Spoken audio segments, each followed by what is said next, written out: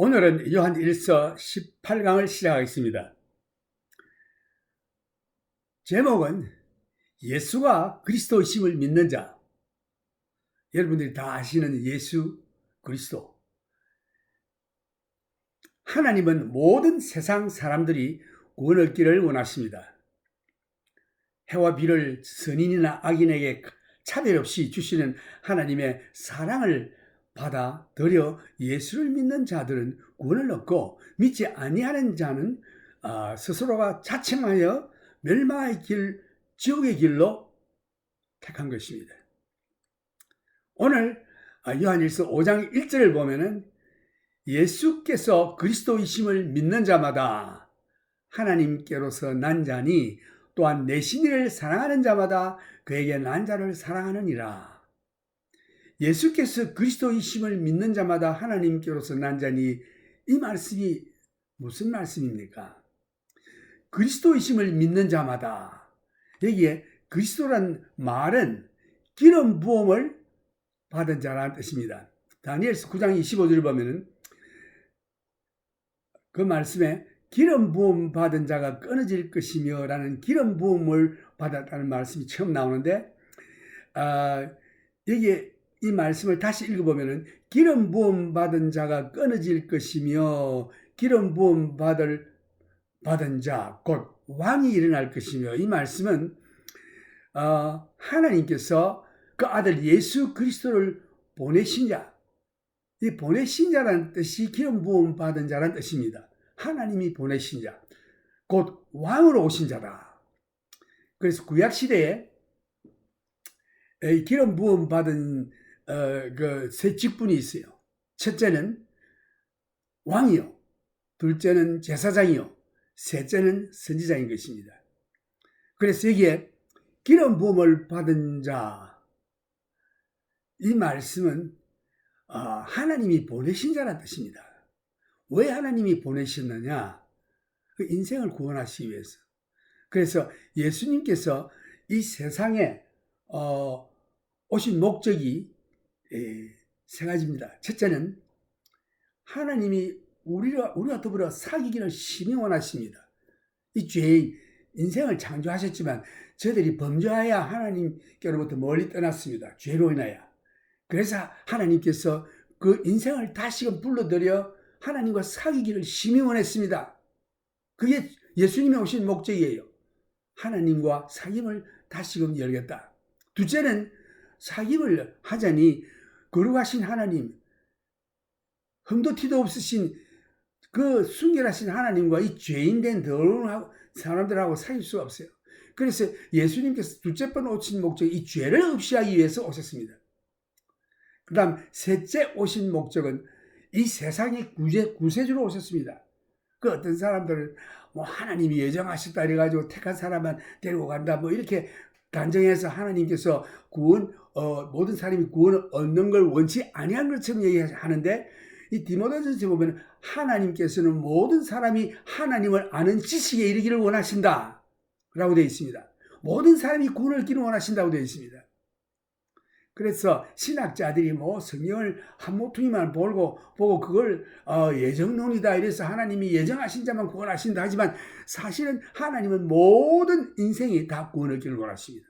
그래서 해와 비를 선인이나 악인에게 똑같이 차별 없이 내려주죠. 하나님의 마음은 그렇습니다. 모든 사람이 구원 얻기를 원합니다. 그런데 모든 사람들이 내게 자유의지를 주셨기 때문에 저희들이 결정하는 대로 따라 심판하시는 거예요. 그러나 하나님은 모든 사람이 구원을 얻기를 원하십니다.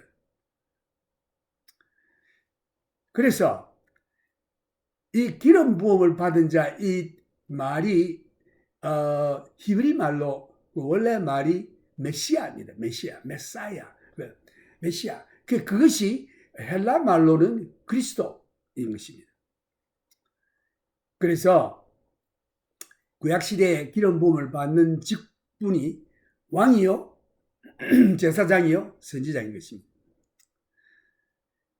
예수님께서 이 세상에 오신 목적이 하나님과 사귐, 둘째는 죄를 없이 하고 이 세상에 구주로 오셨는데,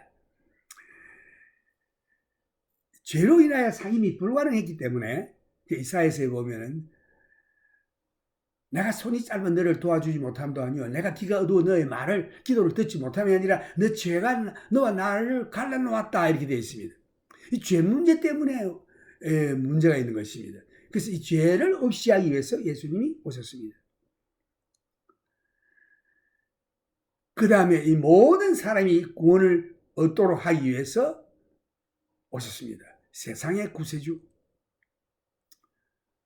그래서 예수께서 그리스도이심을 믿는 자마다 이 그리스도 기름 부음을 받은 자, 메시아, 하나님이 보내신 자라고 믿는 자마다 하나님께서 난자니라고 했습니다.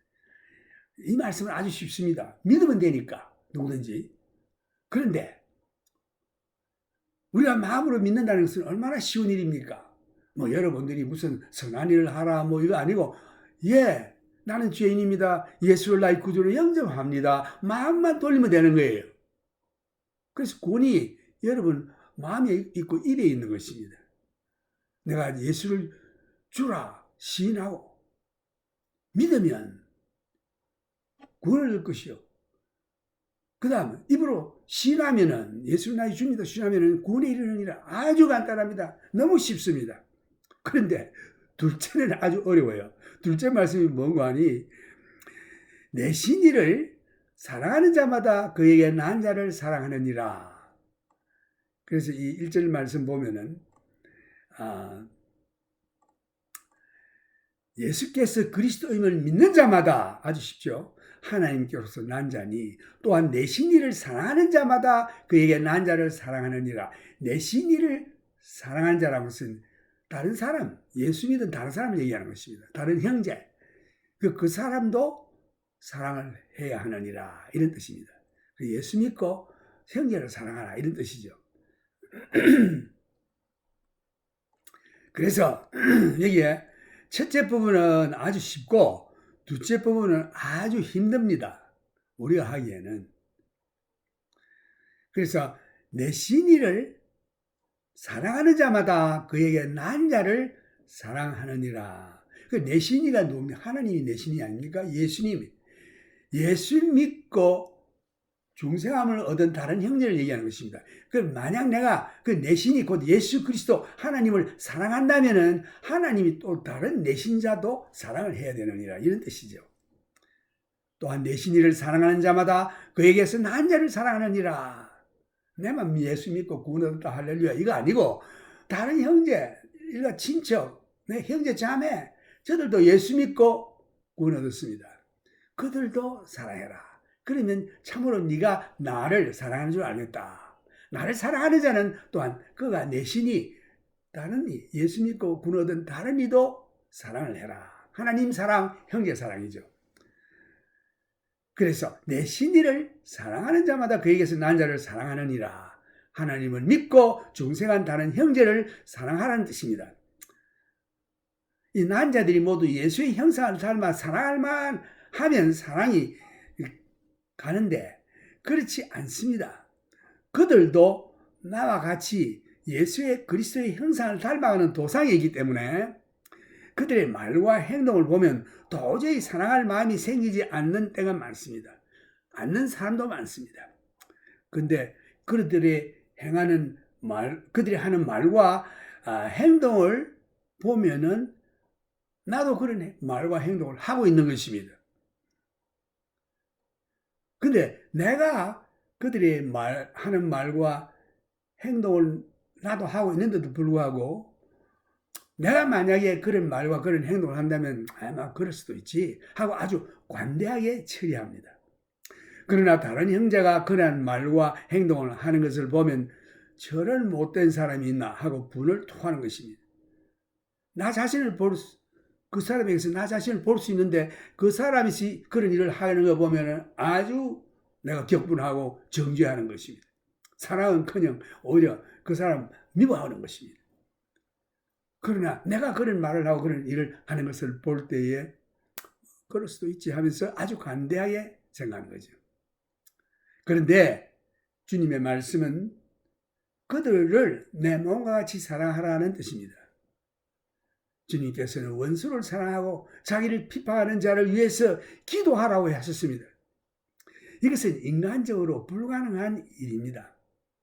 이러한 불가능한 일을 하나님이 요구하십니다. 우리는 기도할 때에 주님, 나는 속으로는 이러한 사람은 가까이 하기도 싫고 말하기조차도 싫은데 사랑하라고요. 그리고 기도할 때에 주님, 저의 믿음을 더 크게 하여 주옵소서. 우리 두리뭉실하게 기도합니다. 하나님 앞에 어렵게 보려고 그저 두리뭉실하게 기도하지만 그 형제 자매를 사랑할 마음이 조금도 없습니다. 실제로 내 속에. 하나님은 다 아십니다. 그것이 진실입니다. 나의 기질로는 사랑할 수가 없고 이러한 사랑은 하나님만이 할 수 있는 것입니다. 심지어는 내 부모 형제랄지라도 아주 밉습니다. 아주 내 마음대로 이렇게 안 되면은 아주 싫습니다. 말하기도 싫습니다. 사랑하라고요. 아이고 나는 부모를 떠나야겠습니다. 저 형제 자매 죽었으면 좋겠습니다. 이런 식으로 그 마음에 꽉 차 있는 거예요. 그래서 형제를 사랑하라. 하나님이 내신 자를 사랑하라. 그들도 예수 믿고 이제 예수님 형상을 닮아가는 도상에 있는데 아주 그 상태를 보면은 아주 내 마음에 안 듭니다. 그래서 하나님 명령은 그들을 사랑하라고 하셨는데 이거 보니까 나는 도저히 사랑할 수가 없으니 이거 어떻게 하면 좋아?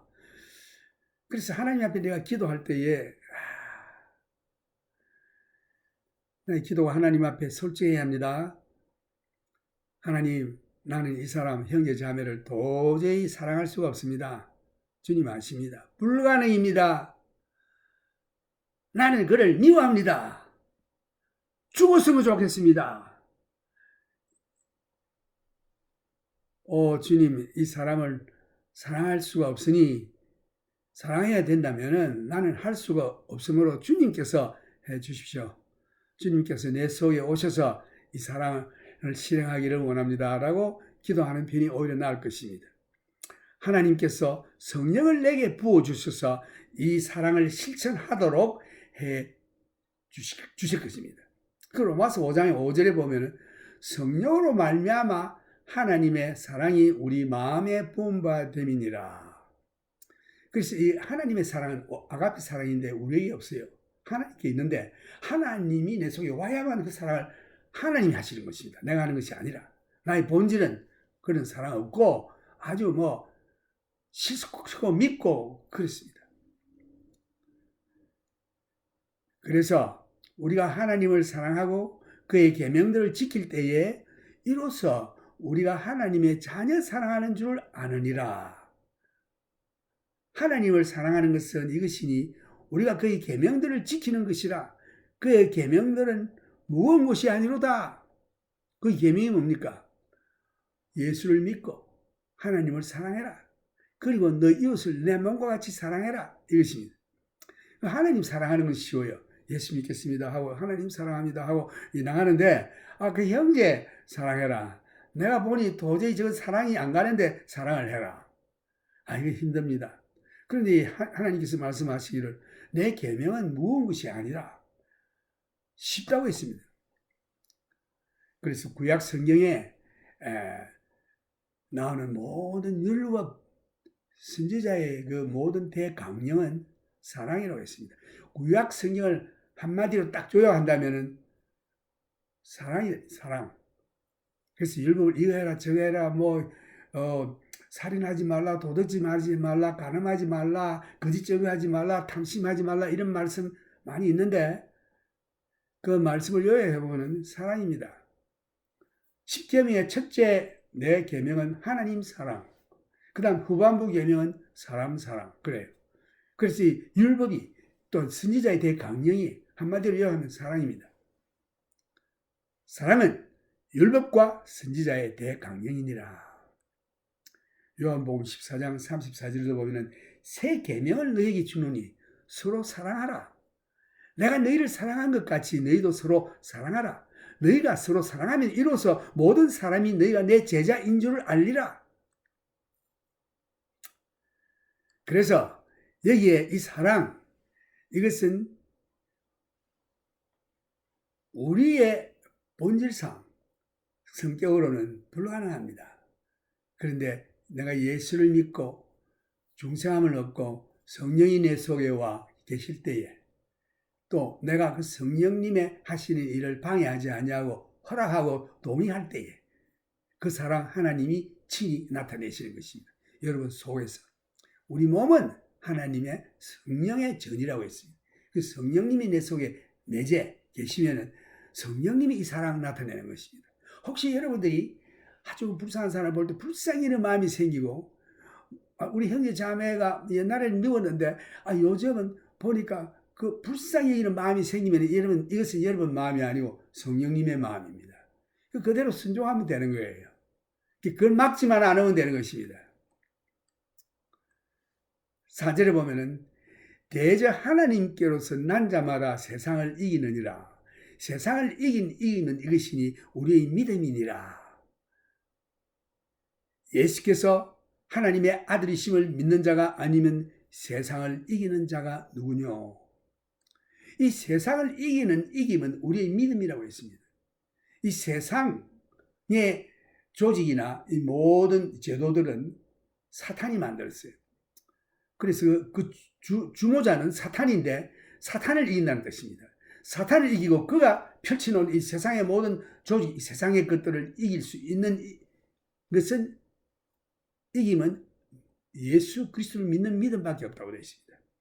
그래서 요한계시록 12장 11절을 보면은 또 여러 형제가 어린 양의 피와 자기의 정하는 말을 인하여 저를 이기었으니 저는 누굽니까? 이 세상이죠. 사탄이죠. 사탄의 지배를 받고 있는 세상 조직, 이것을 이길 수 있는 유일한 길은 어린 양의 피, 십자가, 갈보리 산상에서 흘리신 예수 그리스도의 보혈의 피만이 우리를 이길 수 있습니다. 사탄이 우리를 공격할 때에 나사렛 예수 이름으로 명하노니 물러갈지어다 할 때 도망갑니다. 왜? 그리스도의 흘리신 피의 능력이 있기 때문에. 그 다음에 우리가 가지고 있는 말씀, 하나님의 말씀이 이르되 나사렛 예수 이름으로 명하노니 물러갈지어다 도망갑니다. 또 우리 마음이 유혹이 올 때에 나사렛 예수 이름으로 명하노니 물러갈지어다. 여러분 그저 난데없이 마음속에 그 더러운 마음 생기는 거죠. 난데없이 미워하는 마음 생기죠. 난데없이 나쁜 마음 생기죠. 도적질할 마음 생기죠. 견물생심이라 어떤 사람은 골프 코스에 가서 거기에 놓은 여러 가지 물건들을 훔칠 마음이 생기다는 것입니다. 또 훔쳤는지는 모르지만 하여튼 그런 마음이 전부 마귀가 주는 마음입니다. 사탄이 주는 마음입니다. 이것은 나사렛 예수 이름으로 명하노니 물러갈지어다. 호텔에 가면은 그게 없는 거 없죠. 아주 고급 접시에다가 기구 이런 거 오면은 그걸 슬쩍 가져가는 사람들이 있어요. 그거 도적질입니다. 그런 마음 생길 때에 나사렛 예수 이름으로 명하노니 물러갈지어다. 물리치면 그 사탄이 다 도망가는 것입니다. 그래서 우리가 사탄을 이기고 마귀를 이길 수 있는 유일한 이김은 예수 그리스도의 보혈의 피, 하나님의 말씀, 그리스도 이름 밖에 없는 것입니다. 그래서 우리의 이김은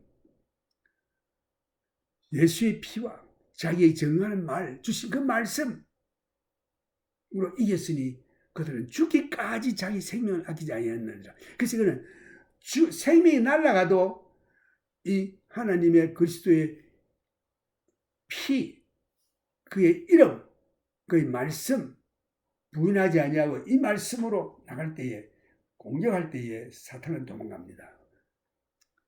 여기에 보면은 그 다음에 6절에 이는 물과 피로 임하신 자니 곧 예수 그리스도시라.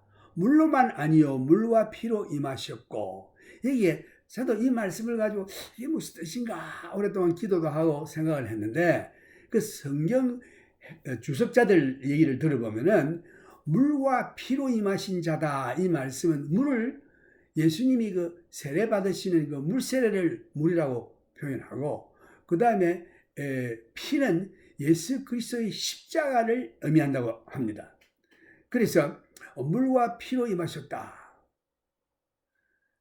그 물세례와 십자가의 세례, 그 요한과 야고비가 저 어머니와 함께 예수님께 찾아와서 예수님의 권자에 이 왕국을 참 형성하실 때에 우편에는 우리 집 아들 요한, 좌편에는 야고보를 앉게 해주시오. 좌의정 우의정 시켜달라는 거죠. 그때 예수님께서 하시는 말씀이 너희들이 구하는 것을 알지 못하고 구하는 도다. 너희들이 내가 받는 그 세례를 받을 수 있느냐? 이 말씀은 십자가의 죽음을 얘기하는 것입니다. 그때 이 젊은 제자들은 예수님 할 수 있습니다. 할 때에 주님의 대답이 글쎄 그것은 너희들이 할 수 있을지는 모르나 하여튼 간에 이 내 좌우에 앉는 이는 하나님이 결정하신다라고 말씀했죠. 그래서 나중에 야고보는 진실로 참 목배임을 당해 죽었습니다. 그래서 저는 기도하는 가운데 예수님이 임하셨다고 되어 있지 떠나신 게 아니라 예수님께서 하늘에서 임하실 때에 물과 피로 저는 물은 하나님의 말씀은 곧 하나님이십니다. 피는 육이 있어야 피가 있죠. 그래서 하나님이신 예수님이 육신을 입고 오셨다 이런 뜻으로 생각이 됩니다.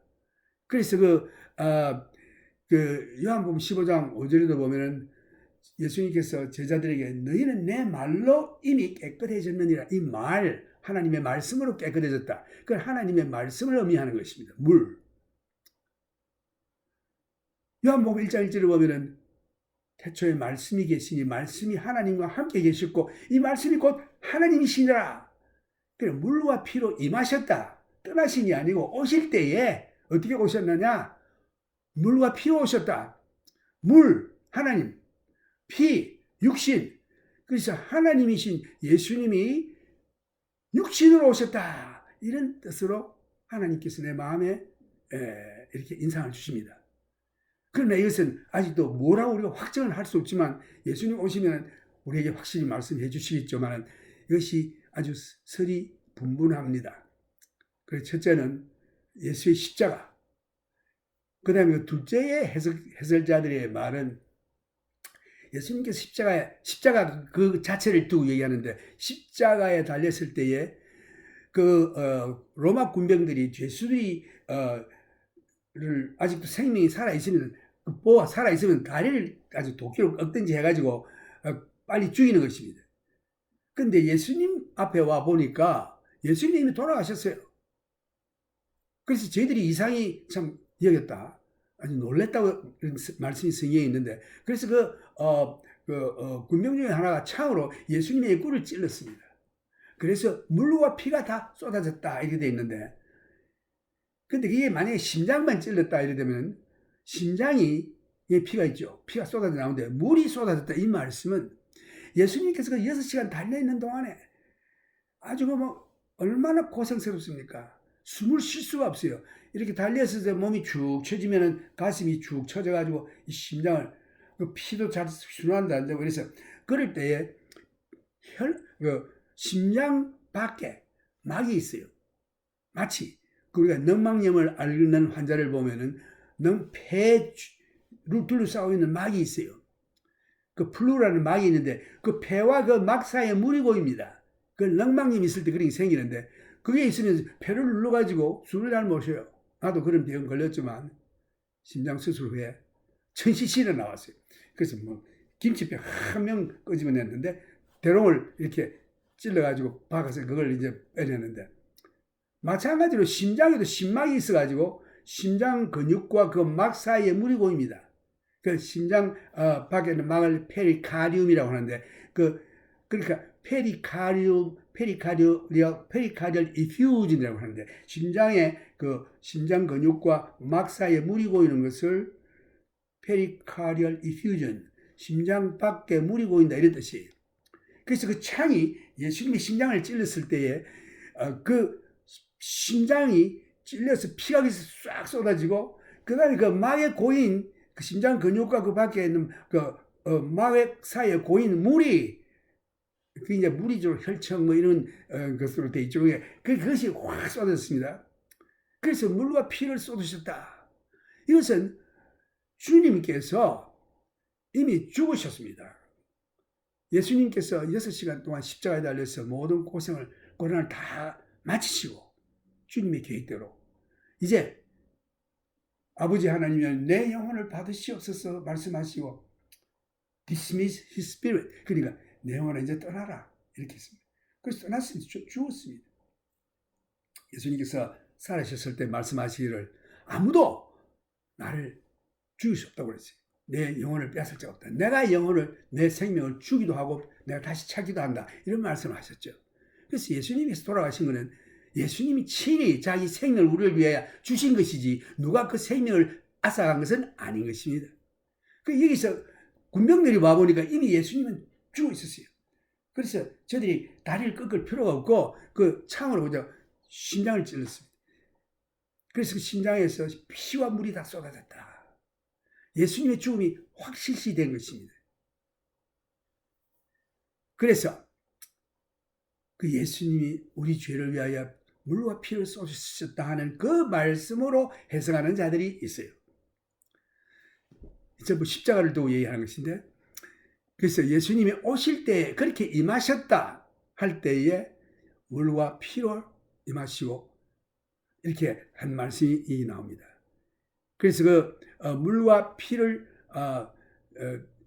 물세례, 십자가의 세례로 해석하는 자들이 있고, 그 다음에 십자가 자체 그 창으로 찔렸을 때 물과 피를 다 쏟으셨다 이렇게 해석하는 자도 있고, 저는 기도할 때 예수님께서 임하실 때에 이런 말씀이 있어요. 이 세상에 오실 때에 물과 피로 오셨다.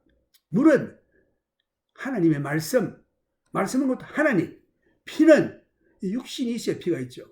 영은 피가 없습니다. 그래서 육으로 오셨다. 여기서 육신으로 오셨다. 하나님이신 예수님이 하나님의 아들이 육신으로 오셨다. 이런 뜻으로 또 하나님께서 내게 그런 인상을 주셨습니다. 하여튼 아직도 어느 것이 확실한 것인지 모르지만 우리가 주님 만나게 되면 다 알게 되겠죠. 지금은 거울을 보는 것 같이 희미하나 그때는 얼굴을 대하여 볼 것이며 한 것 같이. 그래서 이렇게 7절에 이제 보면은 증거하는 이는 성령이시니 성령은 진리니라. 이 7절 말씀은 한 100년 동안 이 말씀이 이 요한이 글 쓴 서책에 없었다고 합니다. 100년 후에 이것이 누가 집어넣었다고 합니다. 그래서 이것은 원래의 요한이 쓴 글이 아니다라고 보는 학자들이 많이 있어서 사실은 이 성경 전체에 없던 것이 100년 후에 다시 들어간 것은 이걸 빼야 된다 하는 그런 학자들도 있는 것입니다. 그런데 그 말씀이 증거하는 이는 성령이니 성령은 진리니라. 틀린 말씀은 아닌데 하여튼 이 말씀이 없었는데 100년간 그 다음에 누가 집어넣어서 그 위에 생겼다고 합니다. 이것을 빼야 한다 하는 학자들도 있다고 합니다. 하여튼 간에 그래서 이 7절은 그렇게 해서 지나가고 8절부터 보면은 증거하는 이가 셋이니 성령과 물과 피라. 또한 이 셋이 합하여 하나이니라. 그러니까 성령과 물과 피. 하나님은 성부와 성자와 성령. 예수님은 육신으로 오셨기 때문에 성령과 하나님, 말씀, 곧 하나님, 예수, 피, 예수님은 하나님이시지만 육신으로 오셔서 부활하셨어도 육신으로 부활했습니다. 그래서 이 피, 이것은 육신으로 오신 것이 아닌가. 또 그 이외에도 십자가, 예수의 십자가의 보혈이 피, 물과 피를 나를 위해 쏟으신 예수님, 또 물세례, 성령세례, 십자가의 세례 이렇게 연결하기도 하는데 이것은 확실히가 어느 편인지 알 수가 없는 대목입니다. 그러나 이 성경 말씀 8절에는 정가는 이가 셋이니 성령과 물과 피라. 또한 이 셋이 합하여 하나이니라. 예수 그리스도를 두고 얘기하는 말씀입니다. 예수님은 하나님이시고 육신을 입으시고 오신 하나님. 그 다음에 성령. 이렇게 해서 셋이니라. 성부, 성자, 성령은 예수님은 육을 가지신 하나님. 만일 우리가 사람들의 증거를 받을지인데 하나님의 증거는 더욱 크도다. 하나님의 증거는 이것이니 그 아들에 관하여 증거하신 것이니라. 여기에 하나님의 증거가 나옵니다. 그 다음에 사람의 증거가 나옵니다. 사람의 증거가 뭡니까? 예를 들어서 은행 강도가 그 행원에게 텔러에게 종이 봉지를 하나 주면서 그 쪽지를 하나 써가지고 내가 권총을 가지고 있으니까 이 종이 이 봉투에다가 돈을 가득히 채워서 나에게 전달해라. 내게 주라. 안 그러면 내가 총을 가지고 있으니 너를 쏘겠다. 이럴 때 그 행원이 막 놀래가지고 벌벌 떠면서 그게 돈을 막 있는 대로 집어 넣어가지고 주었습니다. 그래가지고 이 강도는 그 돈 봉지를 가지고 권총을 막 자기 숨기듯이 들고 밖으로 튀어 도망을 갈 때에 이 사람이 잡혔습니다. 그래서 잡혀가지고 이제 법정에 서서 증거를 하는데 아마 검사가 나와서 그 행원을 앉혀놓고 당신의 일을 해보시오. 당신 이름이 뭡니까? 당신 직책이 무엇입니까? 뭐 이렇게 이름 얘기하고 그 은행 행원이라고 뭐 얘기를 했겠죠. 그리고 그 3월 10일 날 오후 2시에 일어난 사건에 대해서 한번 말씀해 보시오. 이럴 때 제가 돈을 주기도 하고 받기도 하는 이런 창구에서 어떤 사람이 오더니 종이에다가 쪽지로 내가 권총을 가졌으니 이 봉투에다 다 담아서 내가 달라. 그렇지 않으면 너를 쏘겠다 해서 제가 겁이 나서 그 돈을 못 주리다 내가 그 서랍에 있는 것을 빼가지고 넣고 주었습니다. 그런데 그 검사가 말하기를 여기 지금 법정에 앉아있는 사람 중에 그 사람이 있느냐 할 때 그 형원이 쳐다보더니 예 저기 있습니다. 바로 저 사람입니다. 그럴 때 검사가 저 사람이 이제 어떻게 하느냐? 그때 내가 보니까 얼굴에 흉터가 있었고 하면서 뭐 이렇게 설명을 합니다. 그 다음에 또 다른 증인을 세웠어요. 자, 당신은 3시 그 3월 10일 날 오후 2시에 그 은행에 있었느냐? 예, 제가 그 돈을 찾으러 그 줄을 서고 있었습니다. 그런데 갑자기 어떤 사람이 흰 봉투를 들고 권총을 뛰어나가는 것을 내가 봤습니다. 그래? 그러면 이 법정에 그 사람이 여기 있느냐? 예, 보더니 저기 있습니다. 저 사람입니다. 그 어떻게 하느냐? 뭐 생인세를 얘기하면서 이렇게 할 때에 그 법관이 재판장이 보고 그 증인이 이렇게 두세 사람이 생겼으면은 그 사람이 유죄라고 판결을 하고 그에 대한 형을 구형을 하는 거죠. 구형이 아니라 재판을 해서 선언을 하는 거죠. 선고를 하는 거죠. 이것이 사람의 법정인데 여기 성경에 보니까 하나님의 증거는 사람보다 더 크다라고 되어 있습니다. 그 증인이 그렇게 확실히 나타나도 그보다도 큰 증거가 하나님의 증거다. 만일 우리가 사람들의 증거를 받을진데 하나님의 증거는 더욱 크도다. 하나님의 증거는 이것이니 하나님은 무엇을 증거합니까? 자기 아들에 관하여 증거하신 것입니다. 그래서 이 10절에 보면은 하나님의 아들을 믿는 자는 자기 안에 증거가 있고 이 증거 하나님의 아들을 믿는 자는 자기 안에 증거가 있고 이것을 누가 증거하느냐? 하나님이 증거하시는 것입니다. 그 믿는 자에게. 그걸 헬라말로 오이투스라고 하는데 이것은 본능적으로 믿는 것입니다. 본능적으로. 인투이트라는 말이 영어에 나와 있는데 자기 본능적으로 알게 되는 거죠. 그 사람이 본능적으로 자기 부모를 알아보듯이 그 엄마가 본능적으로 자기 낳은 자식을 알아보듯이 본능적으로 알게 됩니다. 이걸 뭐 증명할 필요도 없어요.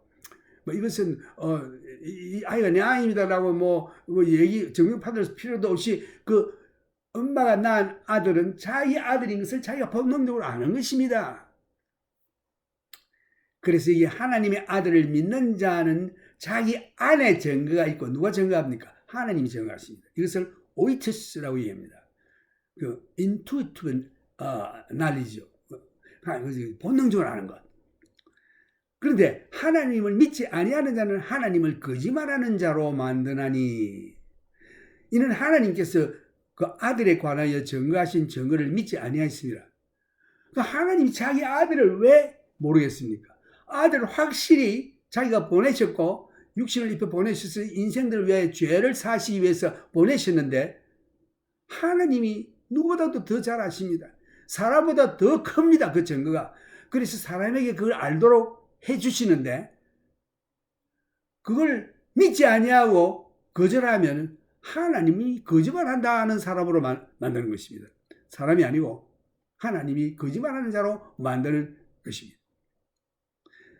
그런데 이 사람들은 하나님 말보다 사람 말을 더 믿습니다. 사람들은 하나님의 말씀보다 불완전하고 능력도 없는 사람의 말을 더 믿는 것입니다.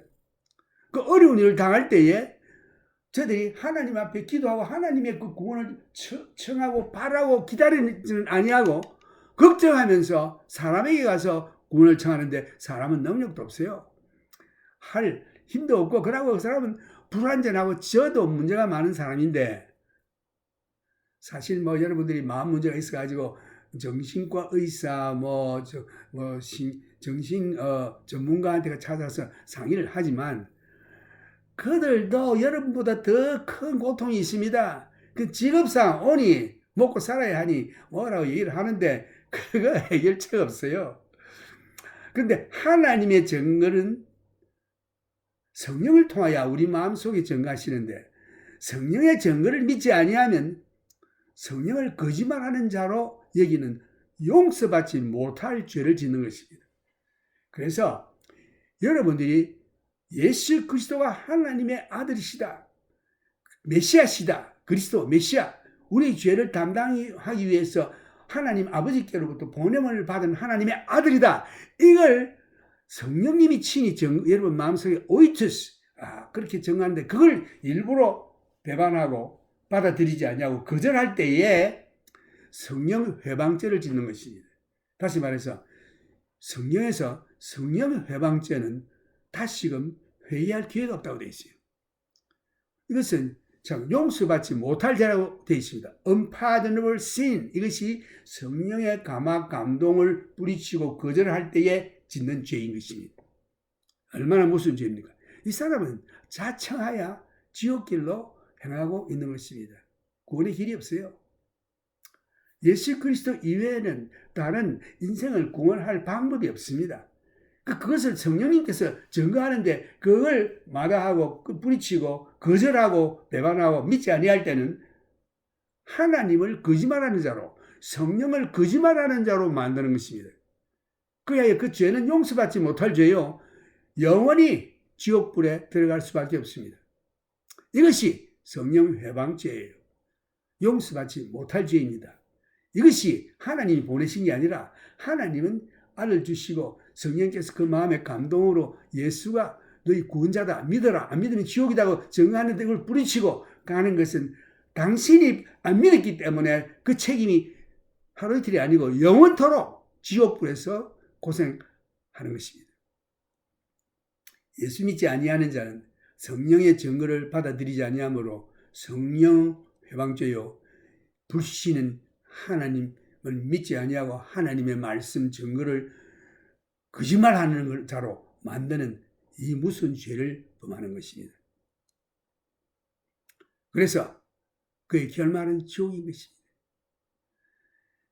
여기에서 우리 예수 믿는 성도들은 성령의 감화 감동을 소멸치 말아야 합니다. 그 말씀에 순종해야 하는 것입니다. 성령의 감화가 올 때에 그 말씀을 따라 순종하고 성령의 인도하심을 따라 살아나가는 것이 얼마나 중요한 것인지. 그래서 오늘 여기에 1절 말씀에 예수 그리스도가 메시아이심을 믿는 자는 다시 태어났다고 했습니다. 중생했다. 이런 자들은 다른 형제, 다른 이도 예수님이 태어나게 하셨는데 그 자들을 사랑해야 할지니라. 그 자들을 사랑하는 것을 보면 참으로 네가 나를 하나님을 예수님을 사랑하는 줄 내가 알리라. 이것이 주요 메시지인 것입니다. 그런데 하나님께서 증거하심에도 불구하고 그것을 거절하는 자는 하나님을 거짓말하는 자로 만들므로 성령 회방죄, 성령이 그 마음에 감동을 주셨건만 그것을 믿지 아니하고 거절할 때에는 구원의 길이 없어 회개의 길이 없습니다. 그래서 영원한 지옥불에 들어질 수밖에 없다. 이것이 오늘 예수가 그리스도임을 믿는 자의 할 일. 예수가 나를 위하여 하나님이 보내신 아들 독생자 육신을 입으시고 날 대신한 십자가에 죽으신 그 예수 구속자, 이 세상의 모든 사람을 구원하시기로 오신 구속자, 이 세상의 모든 죄를 다 혼자 담당하시고 죽음으로 그 죄가를 벌을 받으신 예수 그리스도 믿는 자가 구원을 얻고, 왜 그런가? 하나님이 우리와 더불어 함께 하시길 원합니다.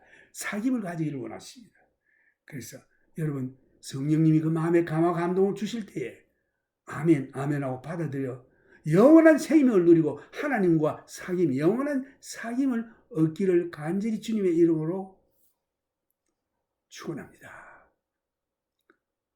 Now I speak this message in English to those who speak in English.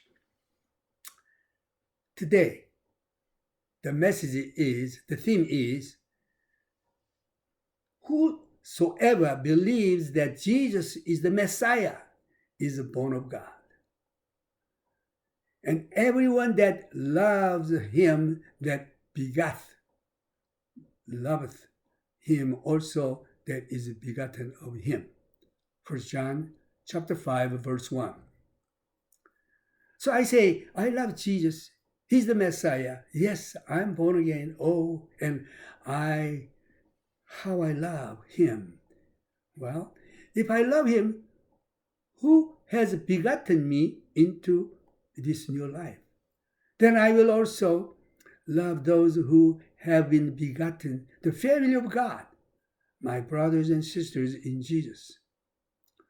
By this, we know, another proof of how we know what we know, by this we know that we love the children of God when we love God and we keep his commandment. Verses 2.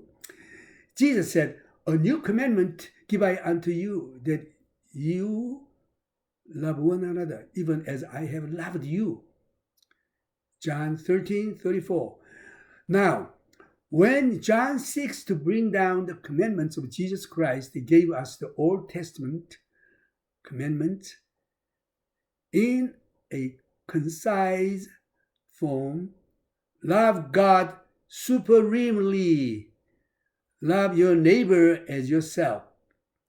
In this is all the law and the prophets. And it's all wrapped up right here. Very concise. Now John also capsulizes, gives us the essence of the commandments of Jesus. He does that over there in chapter 3. And this is his commandment, that we should believe on the name of Jesus Christ, his Son, Jesus Christ, and love one another, as he gave us commandment. John 3:23. This is the commandment, and he gives us a condensed, concise form. Just believe on Jesus and love each other. That's what it's all about. That's what Christianity is all about. That's the heart of Christianity. That's the essence of Christianity. That we believe on Jesus Christ and that we love one another. There it is. You've got the whole thing right there. Now, hereby I know that I love God. I can say that I love God, but I might just be mouthing empty phrases. By this I know, when I love the children of God, I keep his commandments. For this is the love of God, that we keep his commandments, and his commandments are not grievous. Verse 3, they are not that hard. Now tell me, what? Well, I take it back. The first one is not so bad. Believing on Jesus Christ, his Son. Now, The second is more difficult. Loving each other as we love ourselves. That is more difficult. And that does take a work of God's Spirit within my heart. I can't just say, well, I'm going to love him. I have done that. I've tried to mesmerize myself as self-hypnosis. Well, he's not such a bad guy. He's not some good traits. And I really shouldn't feel that way about him. He's loud and he's brash. And he says stupid things, but yet he's not that bad. And I shouldn't really feel this animosity toward him.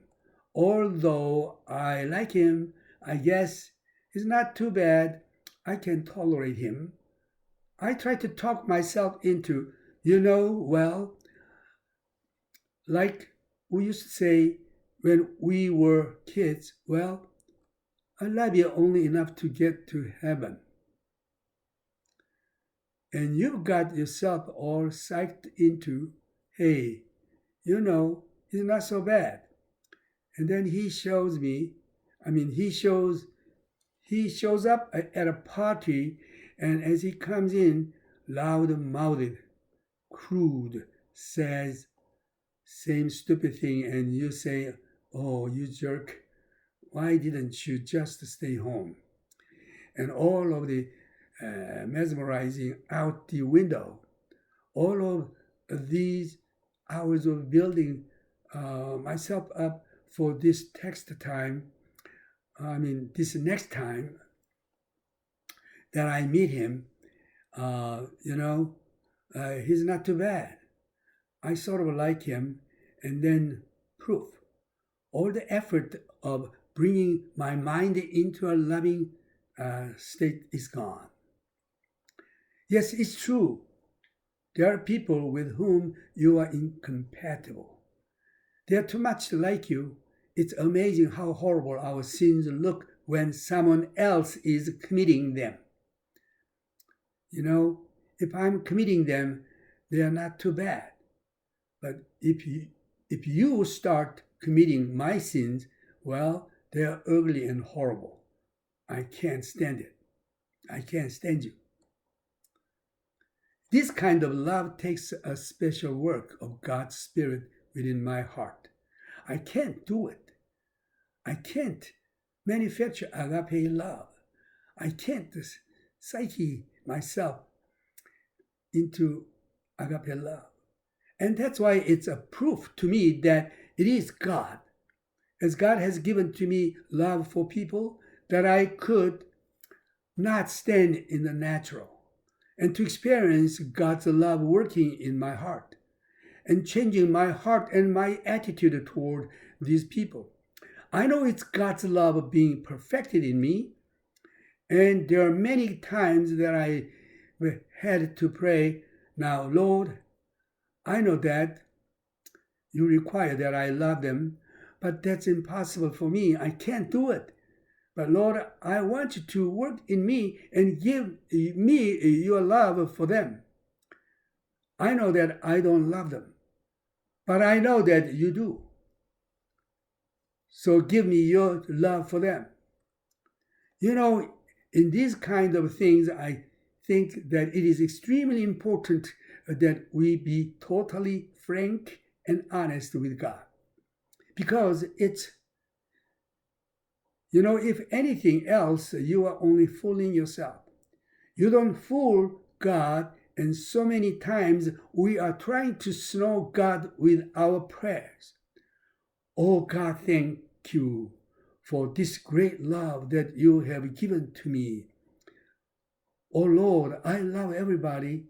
Now there's one fellow, Lord, and I'm having difficulty loving him with the intensity and degree that I should be loving him.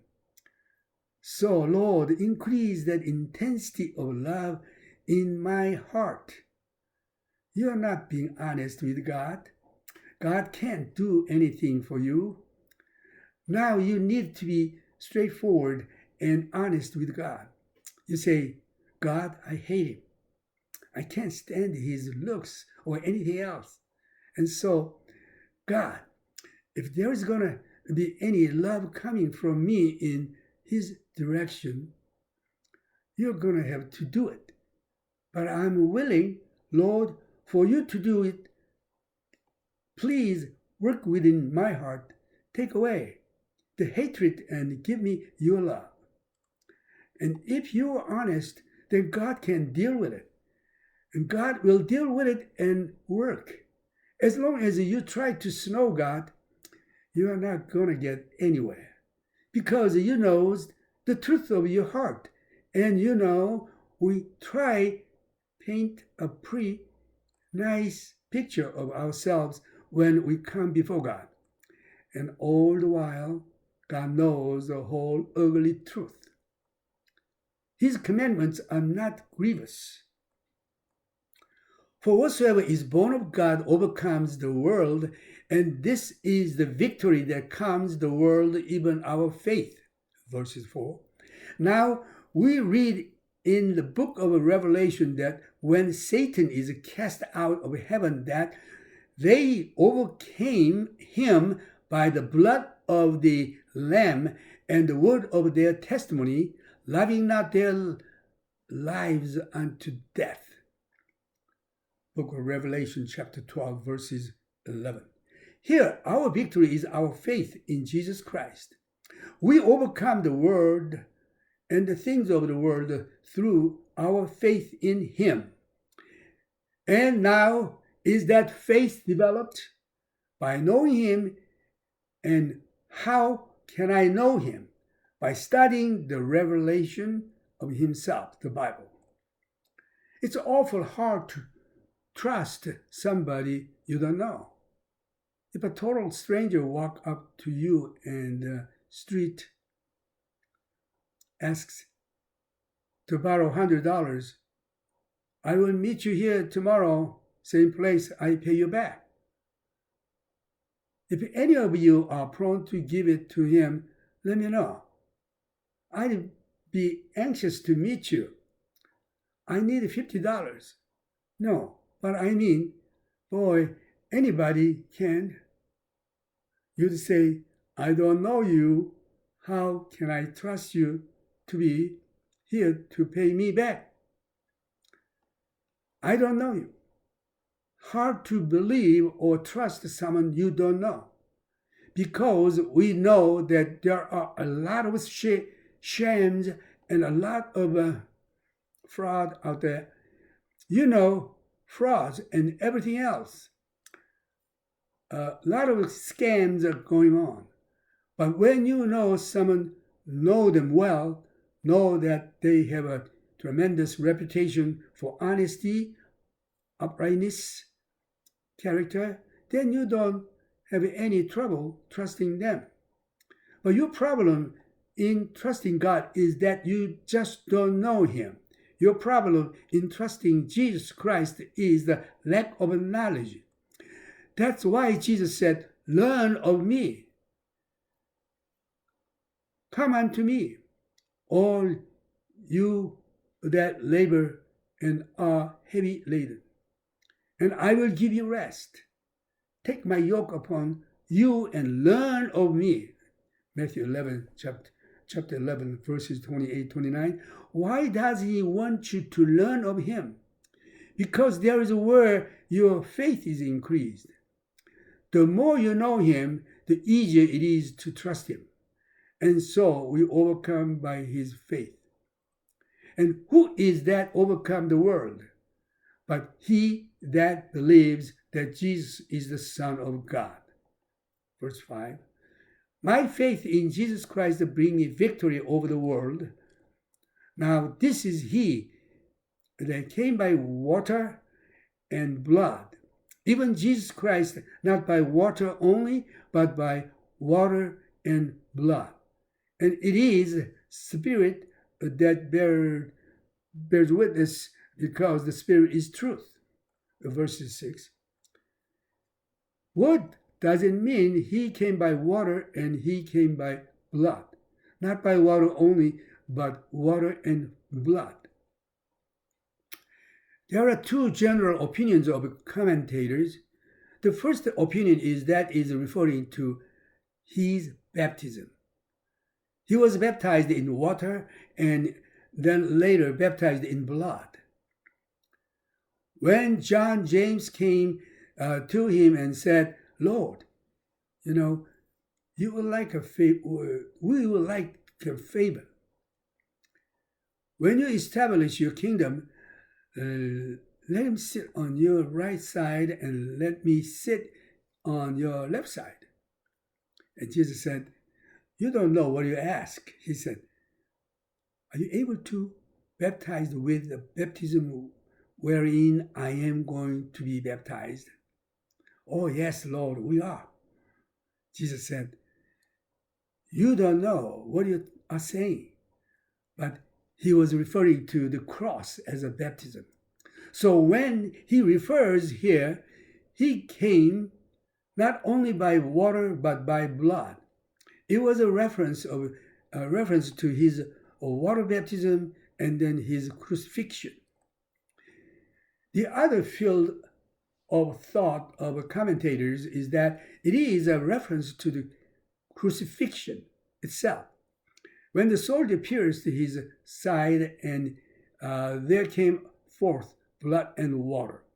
And it is a reference to that cleansing flow from Jesus by which our sins are cleansed.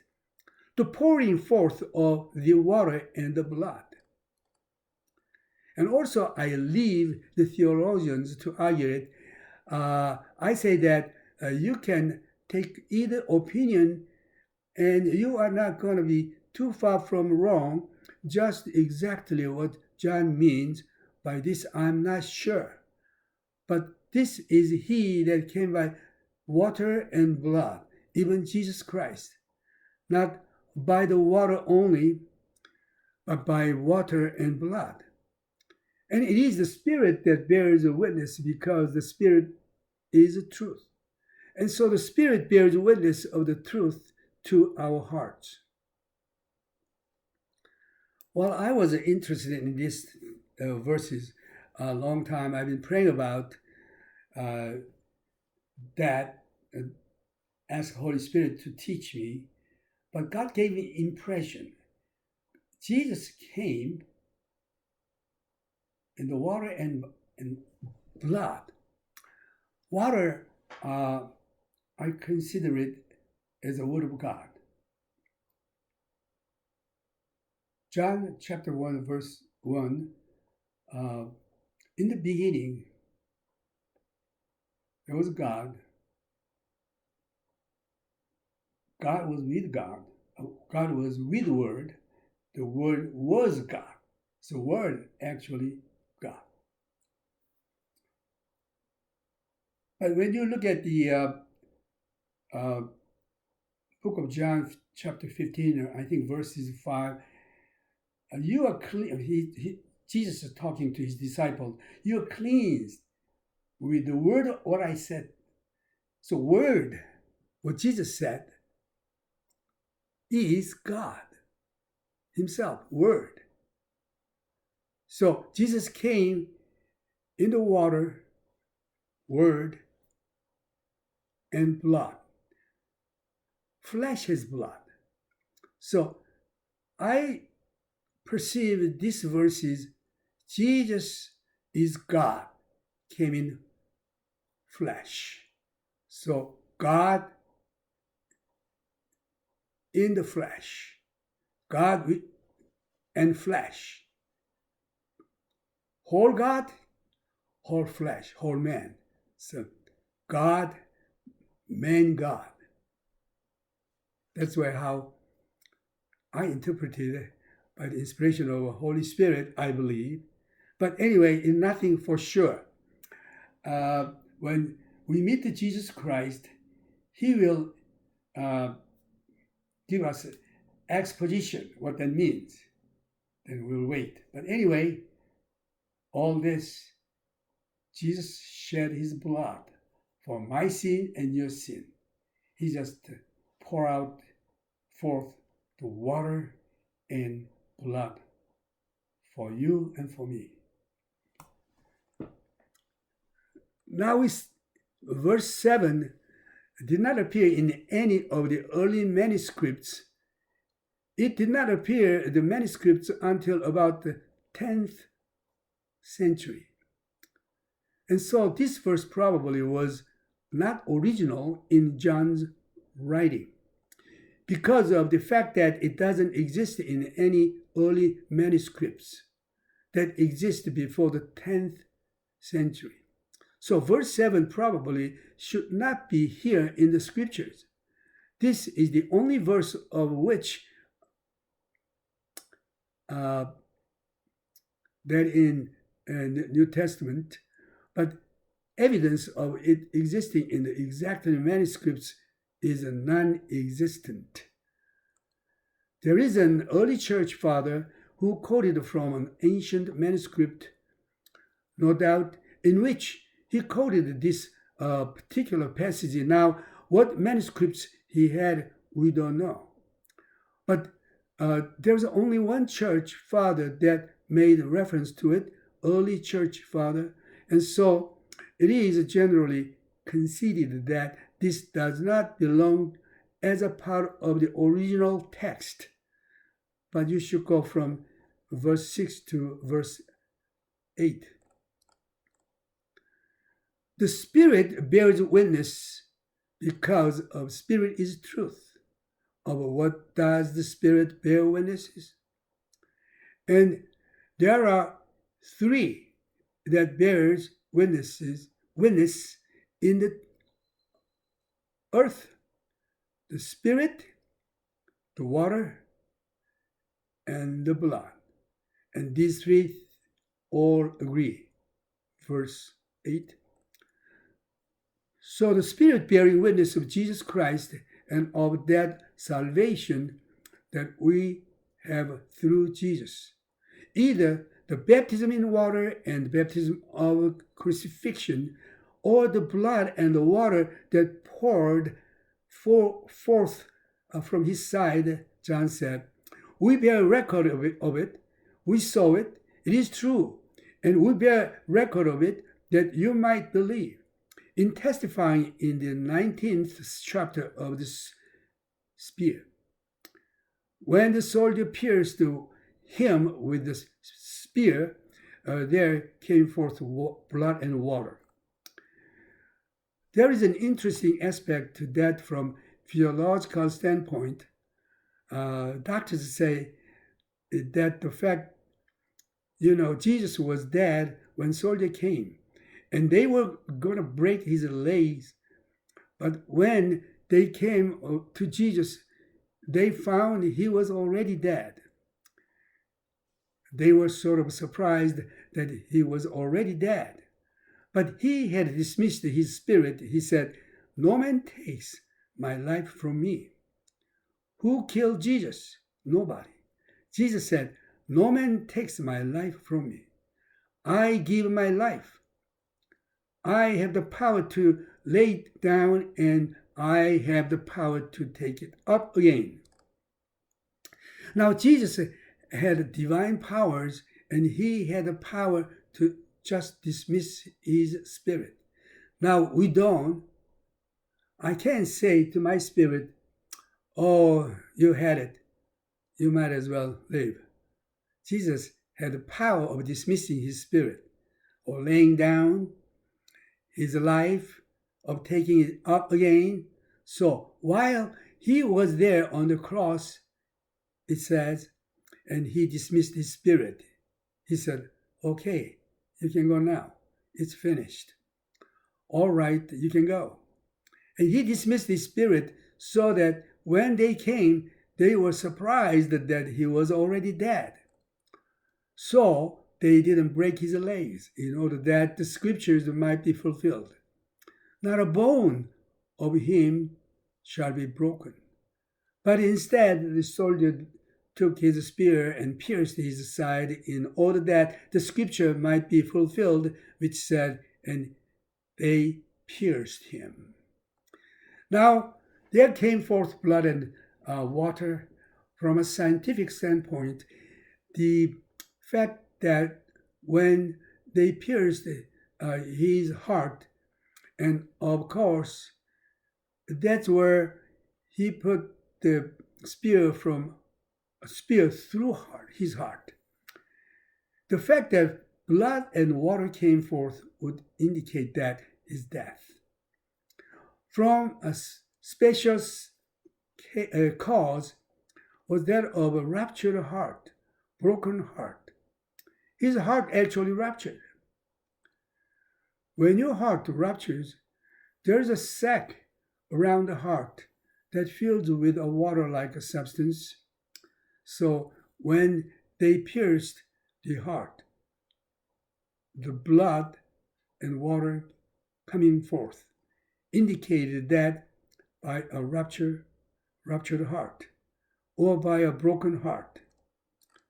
From a medical standpoint, from a spiritual standpoint, and he just dismissed his spirit.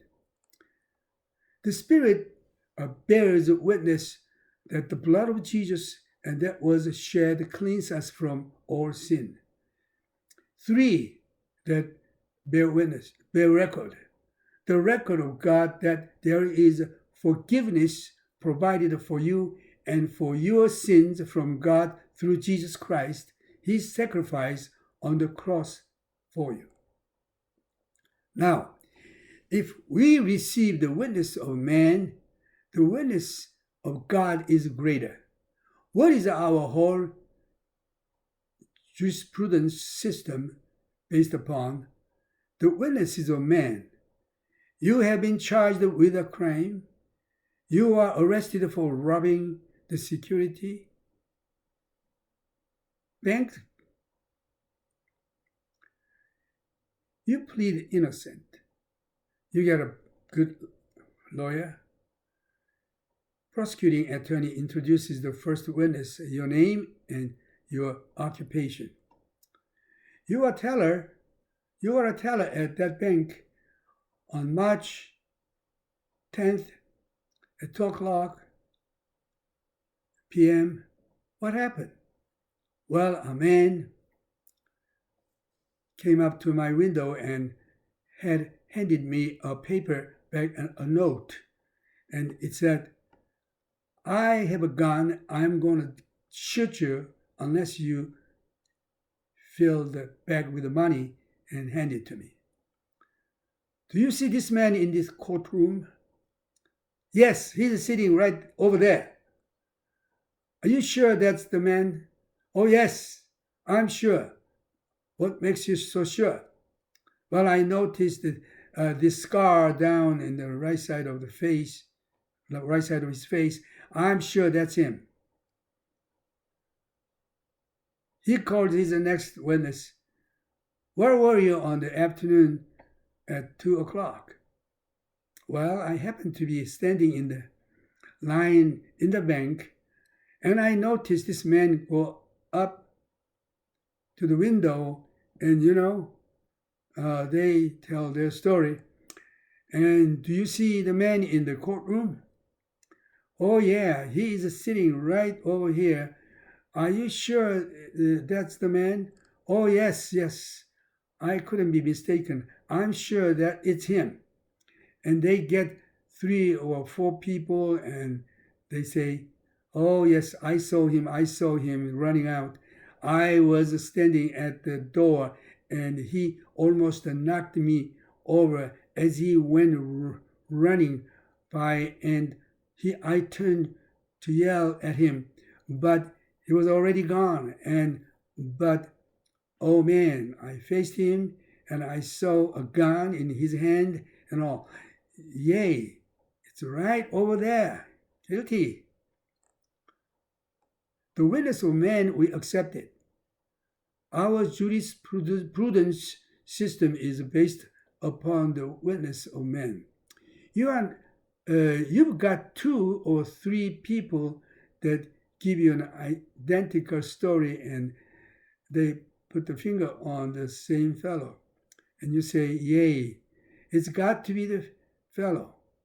He's guilty. They build up the case. They show all the evidence to show your guilt, and you are judged guilty because of the witness of men. Now, if we will accept the witness of men, then ought we not to accept the witness of God and of God's Spirit? If we accept the witness of man, the witness of God is greater. Verse 9. And it is interesting that there are men who will believe man but won't believe God. They'll accept the word of a man who are often untrustworthy, but we told such a convincing story. You know, I was sure his grandmother was dying. You know, he cried. And we believed the word of man. Well, if we believe the word of a man, the witness of God is greater. We ought to believe God. And this is the witness which he had testified of his Son. He that believeth on the Son of God and has this witness in himself. Verse 9 through 10. The Spirit bears witness, the Spirit within me. So there is that internal witness within me testifying to the truth of Jesus Christ to my heart. That's why there are no doubts, I know, because of the witness of the Spirit within my heart. There's that oitis of the Greek word, oitis, O-E-T-I-S, this intuitive, internal knowledge that I have by the witness that is within me, the witness of God's Spirit.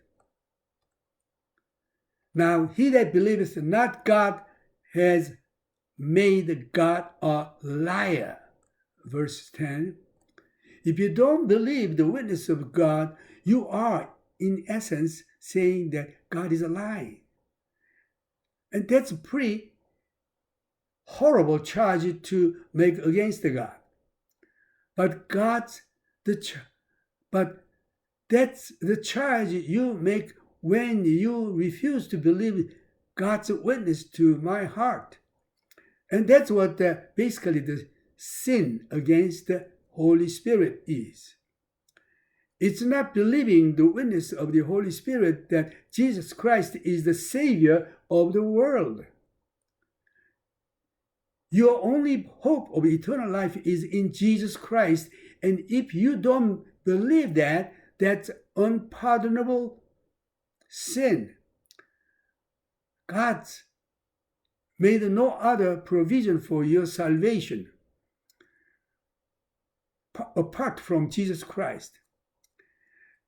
And so that's the sin against the Holy Spirit. You're calling him a liar when he bears witness to you of your need for Jesus and surrendering your life to him. So it is the record you've called God a liar, because you did not believe the record that God gave of his Son. Verse 10.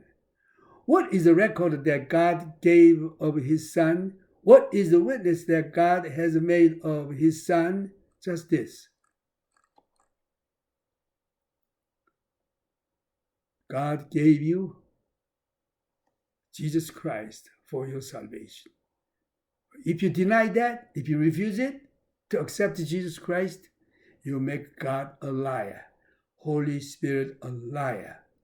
Therefore, you are committing unpardonable sin that resulting in eternal death, hell. Why don't you accept Jesus Christ now? Now it's time to praise our Heavenly Father.